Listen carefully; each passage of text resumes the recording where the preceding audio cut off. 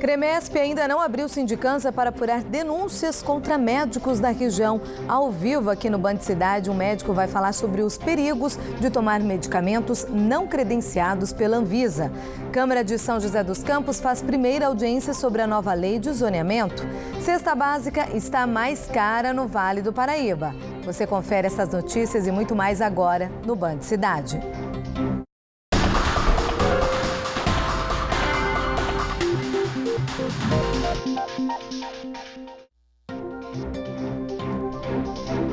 Oi, muito boa tarde para você.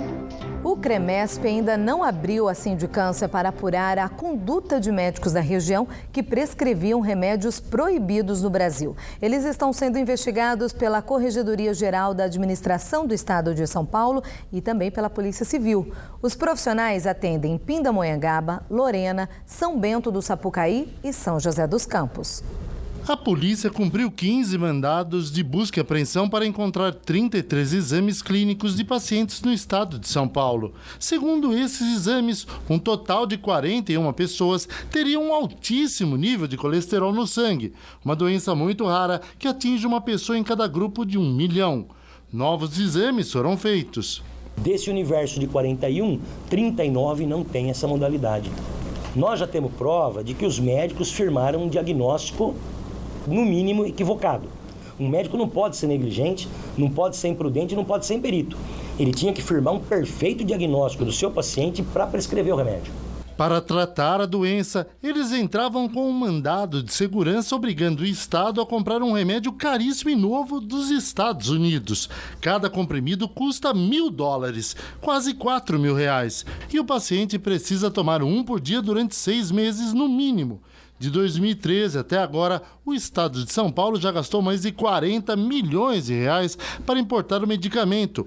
Uma outra linha de investigação é de que o laboratório que fabrica este remédio tem usado os pacientes daqui como cobaias humanas, já que o medicamento ainda não tem venda liberada nos Estados Unidos. Pessoas brasileiras foram iludidas na sua boa-fé e estavam sendo usadas como experimento. Olha, por nota, as prefeituras de Pindamonhangaba e Lorena disseram que ainda não foram informadas sobre a operação. A de São Bento do Sapucaí disse que não há solicitação do medicamento mostrado na reportagem. Nós procuramos também a prefeitura de São José dos Campos, mas não tivemos retorno. Bem, quais são os riscos que a gente pode correr, um paciente, ao tomar esses medicamentos? Nós vamos saber sobre isso com o médico, Dr. Ouney Fontes, ele é clínico geral. Muito obrigada pela presença, doutor. Como que a gente pode analisar? Quais são os riscos neste caso? Boa tarde. Boa tarde, Gianda. Boa tarde, telespectadores da Band. Realmente os riscos são grandes, porque o medicamento, ele para ser liberado, e nesse ponto, o Departamento de Drogas dos Estados Unidos é muito rigoroso, ele tem uma série de etapas. A primeira delas, ele faz um teste em pessoas sadias, pessoas que se apresentaram como voluntárias daquela substância do medicamento, ver a reação nelas. Em seguida, é testado em animais de laboratório, para numa terceira fase, se ele foi aprovado nas 2 anteriores, ser testado em pessoas que têm aquela patologia, aquela doença. E numa 4ª fase ainda, ele é testado em países, assim, geralmente países periféricos, países do terceiro mundo, em uma população diferente daquela, para verificar como é o remédio, a resposta daquela população a esse medicamento. E nós sabemos que esse medicamento ainda não percorreu todas essas etapas, de modo que é uma temeridade receitá-lo aqui, quando nós sabemos que a nossa Agência Nacional de Vigilância Sanitária, a Anvisa, ainda não liberou para isso. Não aprovou. Bom, então qual seria a recomendação para quem já tomou esse medicamento? Deve procurar um médico de sua confiança, um médico, não aquele que receitou, evidentemente, né?